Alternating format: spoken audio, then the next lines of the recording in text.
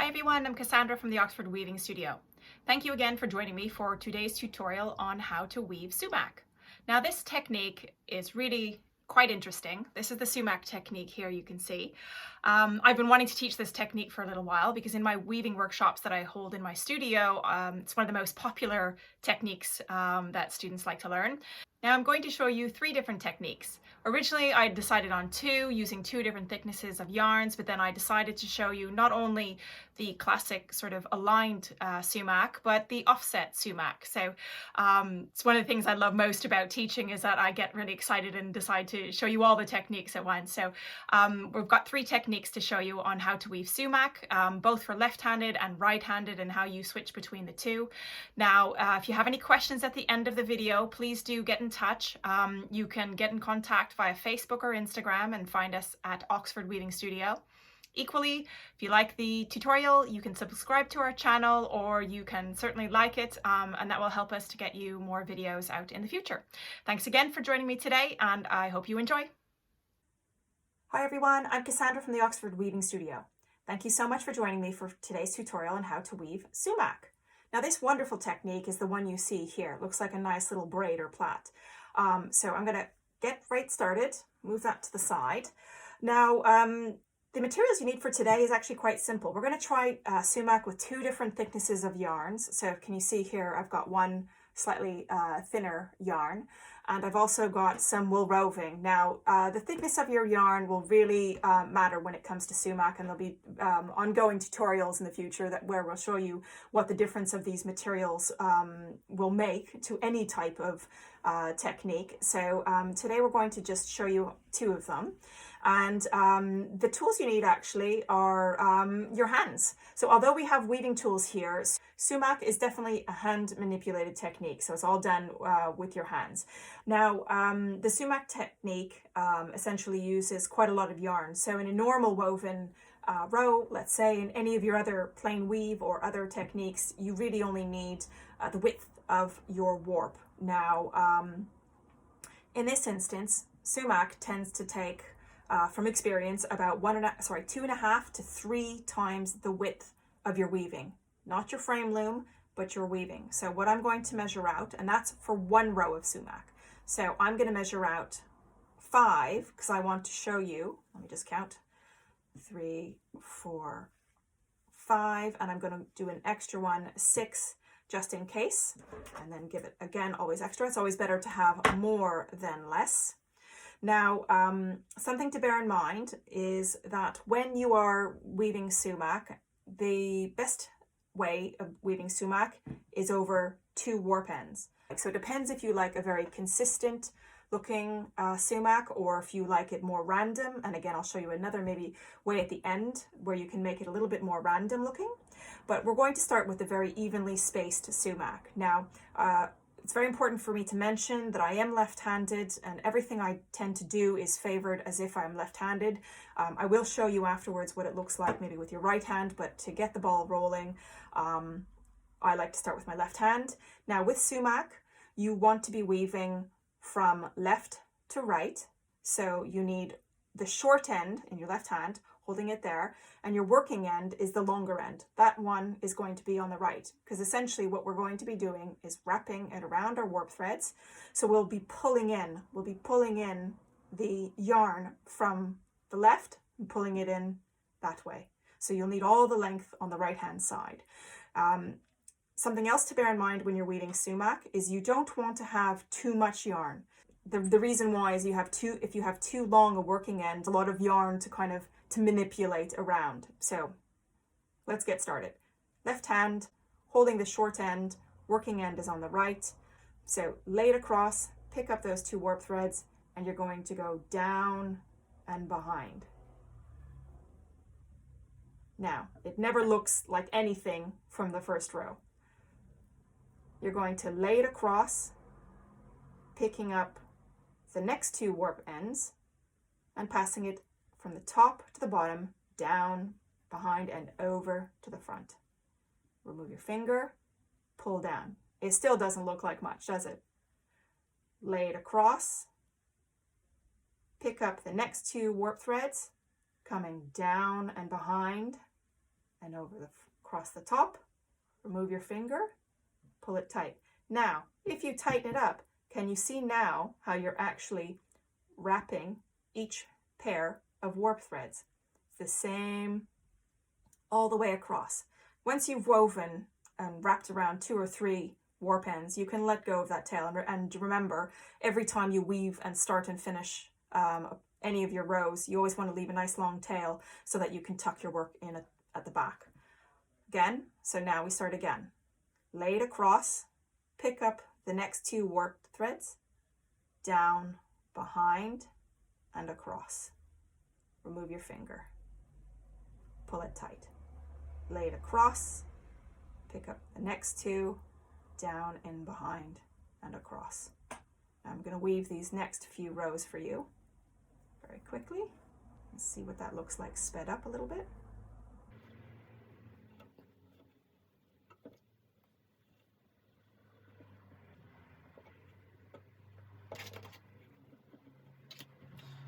So there you have your first row. Now if I loosen it just a little bit, you might be able to see how you are wrapping around. Notice how I'm not wrapping this way and then down that way and then that way and then that way and that way. It's always bottom, top, and around. That's the easiest way for you to follow the pattern. So we are going to go back the other way. So people often get very confused about what I call turning the corner. Turning the corner is essentially going back the other direction from right to left. So now, if you are right-handed, this would work in exactly the same way. You would take the short working end. Now, can you see here? Imagine if that short end was just behind me over here. So short end in your hand, the working end is the long end, and that's the direction where it's going to be pulling in. So again, holding the short end, lay it across your warp, pick up the first 2 pairs of warp ends, the first pair or 2 warp threads, wrapping around, letting go, and I'll point this out in a moment. This is a little knot. Lay it across, pick up your 2 warp threads, down in behind, pull it through, and tighten again. Lay it across, pick up the next 2 warp ends, round behind and down, over the top, and tighten. Pick up, down and behind, and around. I'm going to continue that. So this is the natural way, if you're right-handed, the way you would start. But as you can see, if you want to go in the opposite direction, you actually have to weave as a left-handed and right-handed person, if that makes sense to you. And across to last end. Now tighten that one up. Now, can you see you have this lovely little pattern? You also have this little tight bit at the end, which I call a knot. Essentially, it's like a little knot holding it in place. And if you were to pull it tight again, you would see that if there were 2 more warp ends, that's where the 2 would sit. Now, if you don't like that, there's not many ways to get around that little knot. The best way would be for you to cut off the end. Leave the tail as you need it, cut it, and then start weaving, holding again the short end, and then weaving again. So now I have almost enough to maybe do a 3rd row. So I always do extra. So starting as if I was a left-handed person, what we're going to see here now, it's a bit easier to see what your warp pairs are because they've already been gathered together by the first 2 rows. Let's try and do a 3rd one. So holding it in my left hand, I lay it across, pick up those 2 warp threads, pass it down and behind, and holding it tight. And again, you're getting that little knot, but I quite like that because as you go along, you get these 2 sides where you get these consistent little knots, and it means that you have fewer ends to tie in at the end. Lay it across, picking it up, down and behind, and pulling through. And we're going to continue again.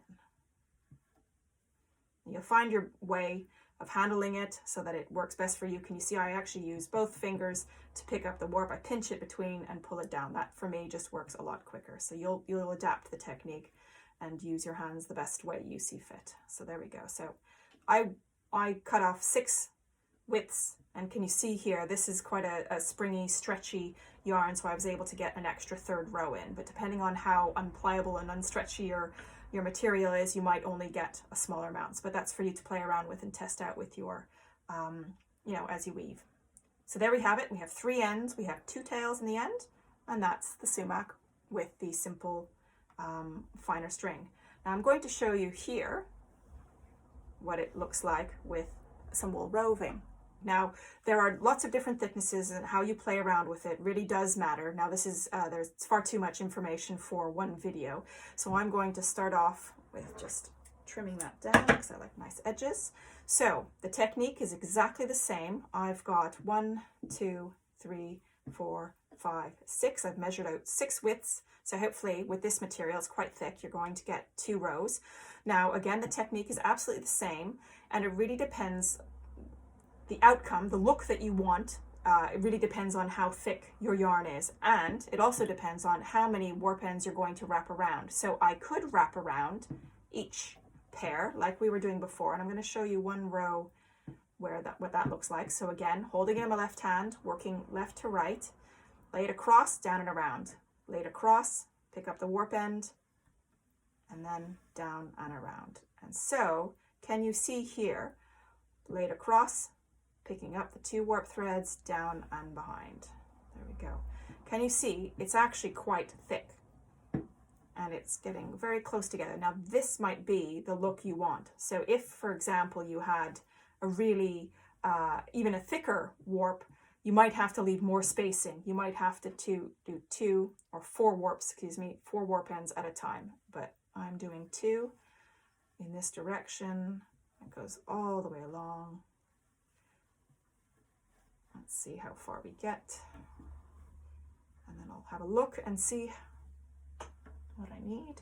I may run out. So what I'm going to do is I'm just going to give myself a little bit of extra room, hopefully. So this is a way you can cheat. So if you've worked out that you don't have enough room for your second row, but you have a really long tail here, do what I did. I just tighten it up and pull each individual one as I go along and fix it and see and adjust. So this is what it looks like with a thicker woven one. And now we've got much longer, so we have much better chance of getting and finishing the row across. Holding it in your right hand, long short end here, working end is on your left hand side because we're working right to left. Lay it across, pick up to your 2 warp threads, down and behind and over the top. And again, you have that same little knot that you had in the first one. Laying it across, picking up your warp thread, passing it down and behind. And away we go, picking up, down and behind. Now it sometimes takes the brain a while to get into that rhythm. It really can be quite confusing for people. And I promise you, turning the corner is the hardest part. Once you crack that, you should be able to get it quite quickly. And again, just about having enough to finish. And can you see here, you have that lovely plait. You can adjust it for the tightness to get a more consistent look as you go.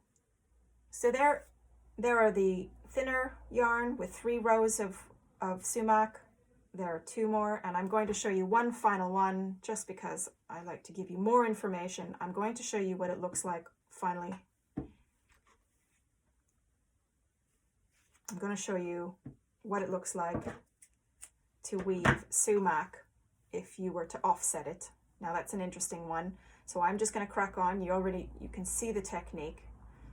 So short end on one side, holding it, wrapping it around.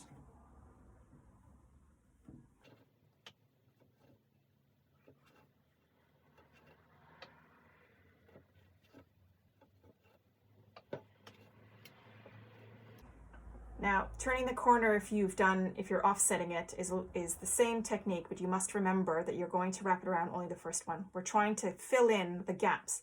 And can you see here, we're wanting to tighten these 2 together. So we're just going to wrap it around the first one on its own, and it's going to create that little knot, like I've said before. Next, you're going to pick up the next 2. So if you're confused, go from the top, pick up the next 2 and wrap it around it, and you do the same technique. And again, I'm working right to left, so it's in my right hand with the short end.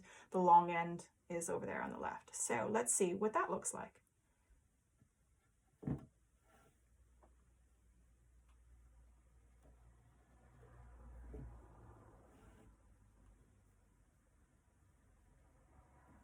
Now it looks a mess now, for sure. I can totally think that you will be confused and think it looks really wrong.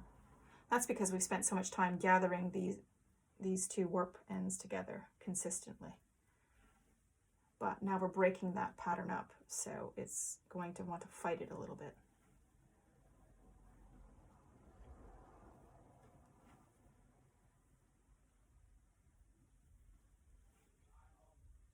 So now, can we see here that you have a slightly different look?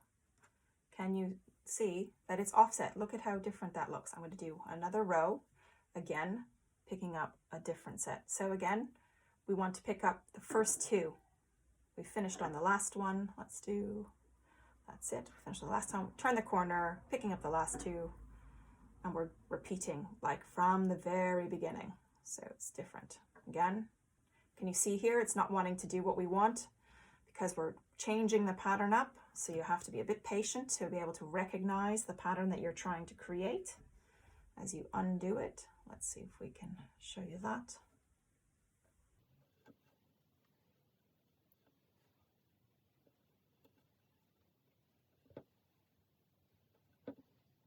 And now, can you see here, if I open that up, look at the difference.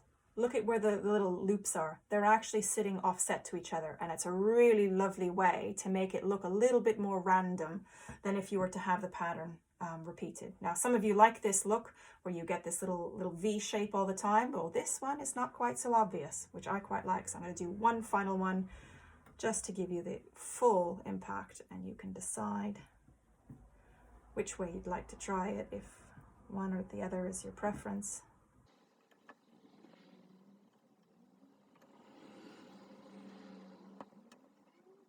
And there we go. And there you have it.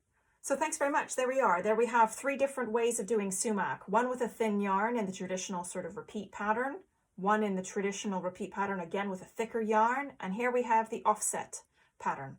So if you have any questions, please fire away. I'm happy to answer any questions you might have. If you like this video, then please like it. You can also subscribe to the channel and follow us on Instagram or Facebook, and you can find us at Oxford Weaving Studio. Great. Well, thanks very much, and we'll see you next time.